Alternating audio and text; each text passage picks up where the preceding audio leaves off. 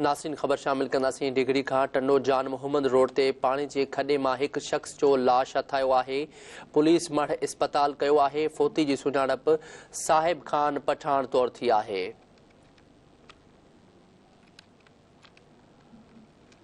ख़बर अवां सां शेयर कयूं पिया। डिगड़ी खां टंडो जान मोहम्मद रोड ते पाणी जे खॾे मां हिकु शख़्स जो लाश हथायो आहे। पुलिस मढ़ इस्पताल में मुंतक़िल कयो आहे। फोती जी सुञाणप साहिब खान पठान तौरु कई वई आहे। ख़बर अवां सां शेयर कयूं पिया। अफ़सोसनाक ख़बर नासिन अवां सां शेयर कंदासीं। डिगड़ी खां टंडो जान मोहम्मद रोड ते पाणी जे खॾे मां हिकु शख़्स जो लाश हथायो आहे। पुलिस मढ़ इस्पताल मुंतक़िल करे छॾियो आहे।